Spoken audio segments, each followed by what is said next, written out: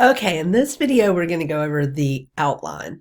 So before you turn in the final draft of your proposal, you're going to turn in an outline to me so that I can review it, give you some feedback, and it also helps you write the paper.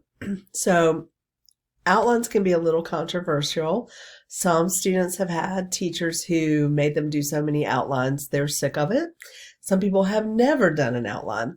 So one of the reasons why we do the outline is just a basic standard of writing is you really should know how to do a proper outline. Even in work situations, you may be asked to outline a meeting or outline a proposal that's coming up, or give your boss an outline of some ideas. So doing a proper outline is an important skill to have.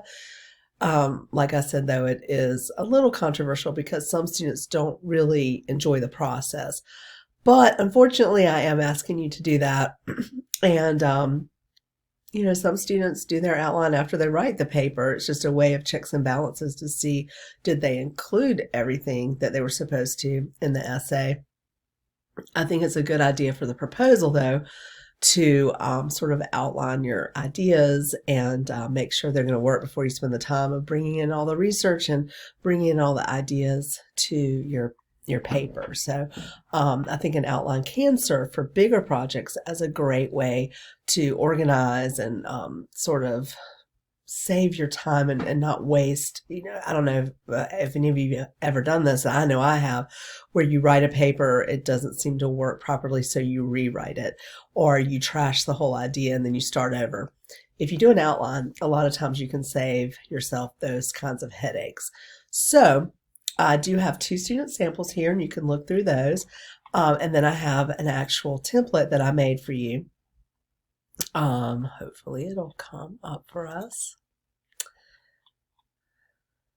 Sometimes it just sort of hides down here, so I have to see if I can get it. There we go. All right. It is already in Times New Roman. If for any reason your computer converted it to a different font, make sure you change it to the Times New Roman formatting. So one thing I do want you to do, though, is I want you to take all my instructions out. So if I were doing this myself, which there we go. And you would want to put a header up here. So put a header here, page number over here. And then in the middle, you just want the word outline. Notice how that's a different font. So I would want to change it to the Times New Roman 12-point font. Okay. So this is 12 point, yes. So, and then like I said, up in the right hand corner you would have your header, and in the left hand corner you would have your page number. It's fine with me if you do an MLA header for this, because it is an outline, but go ahead and put your name on it. Okay, so I've basically gone through and I tried to think, okay, I'm a student, I've got to include everything, and I've sort of put some prompts all the way through. But I want to show you how you can save yourself some time, and you can just replace my prompt with your part of the outline. So usually with an outline, you just have the Roman numeral 1, and you do have to use Roman numerals. There is a standard formatting for all outlines. The hierarchy is the header is a Roman numeral. The major point is a series of capital letters, so you would have capital letters for the main points. And then if you want to do sub points, you would do 1, 2, 3, and so on. A couple of rules for outlines is you can't have an A without a B, and you can't have a 1 without a 2. Everything does not have to be completely parallel. So if the introduction, if you chose to do the A, B, and C, just had an A, B, and C, then when you got to the background, you could just have an A and B, and that would be fine. So just because you have an A, B, and C in one section doesn't mean you need an A, B, and C in the other section. You can have more or less, but you always have to have at least an A and a B. If you go to numbers for the sub points, again, you can't just have a 1. You have to have a 1 and a 2. But the next subcategory could have 4 numbers. So anyway, each new thing goes directly under the previous line. So if you had a 1, it would go directly under this capital A. And it has to be that way. It can't be willy-nilly. It can't be all over the page. It has to be structured this way. All right. So most outlines for the introduction, it would just be Roman numeral 1 and then introduction. You sometimes see outlines with no representation for the introduction or the conclusion. A lot of times that's instructor preference. So if you're ever asked to do an outline, you may want to ask the instructor, do they prefer if you kind of highlight the introduction and the conclusion, or that you show that they're there. Some instructors don't want that. I like to see the introduction because I think it helps you remember that you're supposed to have it in there, and it's just a way to think through the parts of the essay. For this particular outline, I did put a series of prompts under the introduction and conclusion. I am leaving it up to you if you want to go ahead and include the attention grabber, the transitional sentences, and the proposition statement, the claim statement. If that helps you write your paper, you're welcome to do that. If you would choose to just do the introduction, the word introduction, and not have anything under it, I would be okay with that. It's fine. One of the things that you will risk if you don't show me the proposition statement, the claim statement, that I'm not able to give you any feedback on it. And if you go into your essay with not having that, you know, if you made a misstep with it, I haven't had a chance to give it to you. So I sort of think for this outline, it's probably not a bad idea to go ahead and create those sentences so that you can sort of start to form that introduction paragraph. Okay, so the second section I've put as background or summary. For this section, you're going to kind of be setting up your proposal. A lot of times you need some background because the reader is not a researcher of this topic, and we need some clarity on you know, what you're doing, what you're researching, what it means. So you can describe the problem, you can include some background information. You want to include some information so the reader cares to read further. And then you want to include information maybe about the history of the problem, the history of the solution, things that maybe have been tried before, possibly, why the solution historically is problematic or is good. Why is the problem there? So I think in one of the videos I did for the scholarly research, I talked about my husband's industry of medical gases and the problem with a shortage in helium because it's an element. To be honest with you, I've been married to him forever, for 28 years, almost 29 years, and he's worked in this industry forever. And I always knew it was problematic that helium could be in a shortage status. But it was probably only a year ago when he explained to me that it was an element and that you can't replace elements because it's a natural part of the earth and you have to make sure the earth is creating that. To be honest with you, I still don't completely understand it because it's science and that's not really my discipline that I understand really well. But when he actually explained the background of the problem and the fact that the resources are depleted often, and as scientists, they have to figure out a way to find additional helium around the world, that started to make more sense to me. I was like, oh, okay, that's why there's no helium. So this is that section where you really want to set up the problem, set up the background, and sort of get the reader interested in the outcomes. Then you'll come down and you'll present the solution fully. So let's kind of show the problem and show the support of what the solution is. And this is a place where you'll really include a lot of research that you've done. After that section, you will prove the feasibility and how this solution will be implemented. It's not okay just to say somebody's going to take care of it, because as we know, many times when there's a problem, nobody wants to spend the time to prove it or to spend money on fixing it.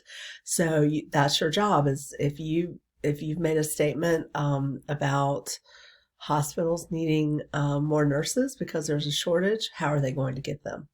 I know in this time of the COVID-19 and the quarantine and stay in place orders, one of the problems has been not enough healthcare workers. We were already at a nursing shortage.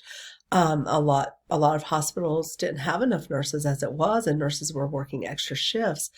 I have a friend who manages an office at a nursing home, and she reached out to me on Facebook and she said, the state of North Carolina has approved that we can have apprentice CNAs, and then they can take their test after they've done so many hours with us, because we're so short on CNAs and nurses that we have to do something to kind of accelerate getting the CNAs. And since a lot of the programs are not meeting in person, they're not getting the hands-on training and clinical hours. So I thought that was interesting that that was a solution to that problem.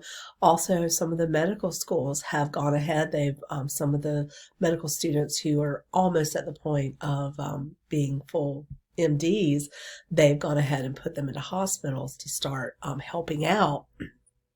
I have some friends who are physicians and they are not emergency room doctors, but they've been moved to an emergency room status because that solution helps them have enough manpower for the influx of patients with the COVID-19 illness. So it's just been kind of interesting to see how some of the problem solving has happened in this pandemic.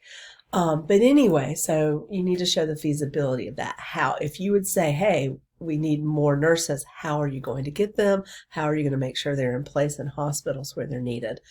If it costs anything, you have to face up to how that's going to be paid for, who's paying for it exactly, and how will it be paid for.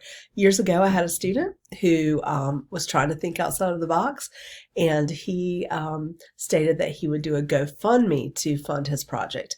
That is not really an academic solution, and it's not a proven solution because, as we all know, there are bunches of GoFundMes out there, and some may raise $12 and some may raise $12,000. If you're building a building, that's going to maybe be 12 million, and that would be hard to get a GoFundMe to fully fund that project. So GoFundMe is not really an academic solution or something that would be a standard for funding. So you'll probably need to go find some research of how maybe similar things have been funded, and then you would use that to prove how yours would be funded. All right, after you show the feasibility, you're going to argue how this will be implemented, basically, how you will make this work. At the end of the outline, you're going to have to show a concession and a refutation. I did speak about this in the previous video about the proposal, but basically you have to show 1 to 2 things from the opposition, the opposing viewpoint, and then you have to refute that to come back to your argument. There's a whole handout in the folder that you can read about concessions and refutations if you're not sure how to approach that. And then in the conclusion, you need to restate the thesis statement or the proposition, and then you're going to transition to make it more broad, and then you're going to end with a final thought. You want to give your reader something to step away and think about as they end the time with the proposal, but you want them to, you're trying to persuade them. So you want them to leave the essay sort of thinking the same way you do and supporting that idea. So bottom line is you're going to have to turn in an outline. You're going to have to format it like a formal outline. Some concessions that I'm making, I can either have the word introduction and the word conclusion, or you can go ahead and do the ABC. I am more a fan of you doing the ABC. I think that's a great way for you to make sure you've got all the parts that are needed. When you do your outline, do not include my prompts. So for the attention grabber, you would get all of that out of there. Oops, let me try to get it out. And you would delete it, and then you would put your attention grabber there. I don't want to see any of my prompts. These are my messages to you to help you do the assignment properly, but I want to see your words in place. So, one thing is I did put the different sections in bold. Traditionally with APA, you do headers in bold, but for an outline you wouldn't. But I sort of took liberty with that because I was really trying to showcase the different parts of the essay. One of the things I said in the proposal overview video is when you look at your concession refutation, if you feel like it would work better sort of around here, like right after you do the background and summary before you start arguing the point, that's fine with me. Different topics work better in different ways. So if you have a super controversial topic, or if your solution is controversial, you may want to put the concession refutation around here after Roman numeral 2. And then just prove your point after that. If you think there's anything that the reader would, is kind of be stuck on, and they would lose sight of your side of things because there's an obvious reason why something's not going to work, you may want to go ahead and just explain that sooner rather than later in the essay. And that's your prerogative. You can do that any way you want to. But one of the things I don't want to see is I don't want to see you trying to, in every single section, concede something. The problem with that is it starts to turn into sort of a compare contrast because you're trying to balance the argument. And with proposals, there's not a complete balance. There's one section, one point that you'll make to show something from the opposition. But the rest of the essay is all on your side. You have a point of view and you're proving that point of view. So this is not a fair and balanced kind of approach. It's more you're proving one side of the argument. And then your balanced part is when you just have that one section with the concession refutation. Once again, it can go at the end just before the conclusion, or it can go right after the background. That is up to you, but don't try to spread it out throughout the whole thing. So hopefully this outline template will help you. Once you do all this, you should pretty much have your essay written, and we're doing this along the same time as your peer review. So those things kind of go hand in hand. You can do your outline, then you can kind of write your rough draft and then turn it in for the peer review. Please don't give me full paragraphs in your outline. That would take off points. I don't want to see your whole essay in the outline. I want to see a snapshot of it. I want you to do a real outline. A lot of students tell me, oh, it helps me write the paper if I put all the full sentences in there. If you need to do that just for yourself. But for me, I just need to see these sections, the A, B, C. They don't even have to be full sentences if you don't want them to be. I'll leave that up to you, but please don't give me full paragraphs. That starts to be problematic because I'm having to sift through it all, and it's just that's not how an outline is formatted. If you want to do that for yourself, that's fine if that's your process of writing. But for me, do a formal outline and do it the way that I've sort of set it up here. Hopefully this template will help you. So if you do have any questions, please let me know. We will have a series of Zoom meetings, and you are welcome to attend those, and hopefully that will help you succeed. I've made some changes, so I don't want to save it. Okay, there you go. So hopefully this helps you with your outline. I look forward to seeing them. Thanks a lot.